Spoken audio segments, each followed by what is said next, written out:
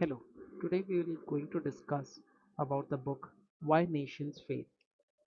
The core argument of the book Why Nations Fail is that countries do not become rich or poor mainly because of geography, culture, climate, or natural resources.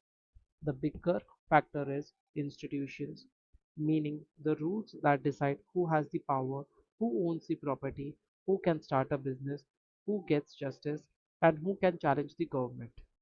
If institutions allow ordinary people to participate, protect their rights, and reward effort, then people invest more, innovate, and build wealth. But if institutions are controlled by small elite, the economy becomes a tool for extracting wealth from the majority. So the book is really about power, who controls it, how they use it, and whether the system allows the society as a whole to move forward. The book's logic is like a chain. Political institutions decide who has the power, and that power is then used to design the economic institutions. If political power is broad and accountable, economic rules usually becomes more open. Property is protected, courts work better, businesses can compete, and people can keep the rewards of their hard work. But if the political power is concentrated, economic rules are designed for insiders.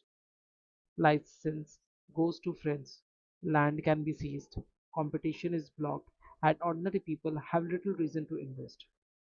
This is why politics comes first in the book's argument. The economy reflects the power structure behind it. Egypt and Tahrir Square. Egypt is used as an opening example because the protests in Tahrir Square were not only about poverty. People were getting angry about corruption, political repression, and poor public services. And they were also getting angry for unemployment, police repression, unemployment, and the lack of real political voice. Under Mubarak, politically connected businessmen could get special access to land, contracts, monopolies, and protection from competition. For an ordinary young Egyptians, education or hard work did not guarantee opportunity because the system rewarded the connections more than the talent. The lesson is that economic failure often begins when citizens cannot hold rulers accountable when the economy is captured by a narrow ruling network. The second is the Nogales. The city is split by the US-Mexico border. Nogales, Arizona is on the one side and Nogales, Sonora on the other side. The people share the same ancestry, food, culture, climate, and geography, but their living standards are very different. On the US side, people generally have better schools, safer property rights, stronger public services, and more power to vote out bad politicians. On the Mexican side, weaker institutions, which means more corruption, weaker law enforcement, and less reliable business conditions.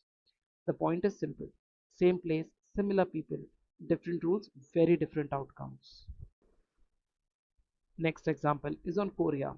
North and South Korea are powerful because they began as one country with the same language, culture, and historical background. After division, the North built a highly centralized communist dictatorship where the state controlled production, information, movement, and political life. People had very little freedom to start businesses. They also had very little freedom to question the authority or benefit from their own initiative. South Korea, despite early authori- authoritarianism, moved towards export-led growth, education, private enterprise, and eventually democracy. Over time, South Korea became one of the world's most advanced economies, while the North Korea became isolated and poor. This comparison shows how institutions can completely change the destiny of the same people. The next example is of Cajamarca, Potosi, and Jamestown. The Spanish conquest of Latin America created institutions designed for extraction from the beginning. In the places like Peru and Bolivia, colonizers used existing indigenous power structures and forced the labor system to extract silver, tribute, and agricultural output. Potosi became one of the richest silver mines in the world, but the wealth flowed upward to colonial elites, and Spain not broadly to a local society. Jamestown initially tried something similar. The Virginia Company wanted the settlers to work for the company and produce the profits, but because the land was abundant and the workers could escape, coercion failed. So the colony had to offer land, rights, and political participation. That shifted the incentives for the settlers to work, invest, and build a more inclusive society.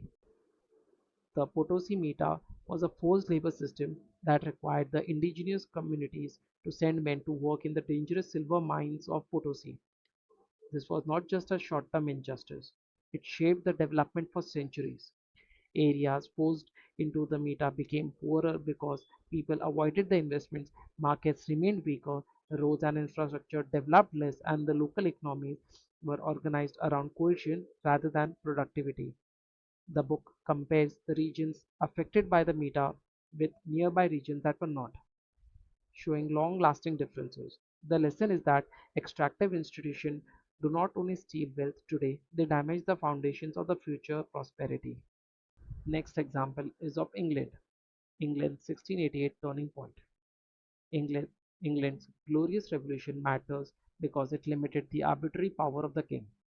Before this, the rulers could interfere with property, grant monopolies, or punish political enemies. After 1688, Parliament became stronger, and the merchant and the investors had more confidence that their wealth would simply not be taken by the crown. This made the long term investment safer. People were more willing to fund the ships, factories, and finance patents and new technology. The book does not say that England became perfectly equal, but it became more inclusive and became inclusive enough for innovation to expand. This helped create the conditions for the Industrial Revolution. The book argues that many societies did not fall behind because they lacked intelligence or ideas. They fell behind because powerful elite feared the change. Industrializations create new business owners, urban workers, and educated citizens, and new sources of wealth. For old rulers, that can be dangerous because it weakens the traditional control. In Austria-Hungary, Russia, and the Ottoman Empire, rulers were suspicious of railways, factories, printing, and mass education because these could spread new ideas and empower new groups. So development was blocked not because the technology was unavailable, but because political elites saw innovation as a threat. Next example is of Venice. Venice is important because it shows that success can be reversed. In its early period, Venice allowed relatively broad commercial participation. New merchants could enter the trade, build wealth, and participate in institutions that supported the contracts and finance. This openness helped Venice become a major trading power. But over time, established elites closed the ordinary people political access and made power more of a hereditary. Once insiders protected their own position, new entrants had a very few opportunities. Venice did not collapse overnight, but it slowly lost its dynamism. The lesson is that inclusive institutions must keep renewing themselves, or successful elites may close the system behind them. The book is not saying extractive institutions can never create growth. They can, especially when rulers force resources into specific sectors. Example, Stalin's Soviet Union industrialized rapidly by moving labor and capital into heavy industry, but it did so through coercion and enormous human suffering. The Maya built impressive cities and monuments. They did this through elite control and labor mobilization. China also grew rapidly after market reforms because people were given more economic freedom, even though political power remained centralized. The warning is that extractive growth often struggles when the economy needs creativity, open debate, entrepreneurship, and innovation that may threaten the rulers. Next example is of Sierra Leone. Sierra Leone shows how extractive institutions reproduce themselves. During colonial rule, indirect control through chiefs created local systems of authority that were often unaccountable to ordinary people. After independence, new political leaders did not fully dismantle the structure. Instead, they used chiefs, patronage, and state control to maintain the power. Diamonds made the problem worse because control of the state meant control of the valuable resources. So politics becomes a fight to capture wealth, not to build schools, roads, ports, or public services. This is a vicious circle. Weak institutions help elite extract wealth, and extraction keeps the institutions weak. Next example is of Botswana. Botswana is a positive example because it shows that poor countries are not trapped forever. At independence, Botswana was poor and had limited infrastructure, but its leader built relatively strong state institutions and accepted limits on personal power. Diamond wealth was managed more through public institutions rather than becoming only private loot for the rulers. The country invested in public goods and maintained more political stability than many other resource-rich states. This matters because many countries with diamond or oil fall into corruption and conflict. Botswana shows that resources are not destiny. The institution around the resources decides the outcome. Next example is of Ethiopia. Ethiopia helps explain why revolutions often disappoint. A revolution may remove an emperor or a dictator, but if the new rulers inherit the same centralized state, army, bureaucracy, and coercive tools, they may use them in the same way. The book calls this pattern the iron law of oligarchy. One elite replaces the another, but the system of extraction survives. In Ethiopia, promises of equality and reform did not automatically create accountable power. The deeper lesson is that political change must reshape the institution, not just replace the leaders. Without constraint, the new rulers can become the new extractors. The next example is of Maya. The Maya example shows that extractive systems can produce impressive achievements. Maya rulers built temples, monuments, cities, and the complex political system, but much of this depended on tribute, forced labor, and elite competition. City-states competed with each other for power, prestige, land, and labor. Instead of creating a stable, inclusive order, rulers fought to become the main extractor. Over time, warfare, and instability weakened the systems. The lesson is that impressive buildings do not always mean broad prosperity. A civilization can look powerful from the outside while its institutions are unstable underneath. Next example is of the Atlantic slave trade. The Atlantic slave trade is important because the same global event affected societies differently. In England, Atlantic commerce strengthened merchants and trading groups. These groups wanted stronger property rights, better contracts, and limits on royal power, so trade helped push England towards more inclusive institutions. In parts of Africa, however, the slave trade rewarded rulers and warlords who captured people and sold them. Political power became tied to violence and human extraction. This weakened the trust, security, and state development. The lesson is that trade is not automatically good or bad. It affects depends upon who controls the gains and what institutions already exist. Next example is of Egypt and Tunisia. Egypt and Tunisia shows how frustration builds when the economy is controlled by the insiders. In both the cases, many people saw that success depends less on talent and more on proximity to ruling families or political networks. Connected businesses could receive licenses, land, monopolies, protection from the competition, or state contracts. Ordinary enterprises faced barriers, corruption, and uncertainty. Young educated people felt especially trapped because education did not translate it into fair opportunity. That is why protests become political. People were not just demanding jobs, they were demanding a different system where opportunity was not captured by elites. Next example is of Colombia. Colombia shows that elections alone do not guarantee inclusive institutions. A country may have voting parties and formal democracy, but many citizens may still face violence, intimidation, and weak protection from the states. In parts of Colombia, armed groups, local bosses, paramilitaries, and patronage networks shape the political and economic life. If people cannot vote safely, speak freely, use courts, or run businesses without fear, the democracy remains incomplete. The example teaches that inclusive institutions require rule of law, security, public services, and real accountability across the whole territory, not just in the capital. Next example is of ancient Rome.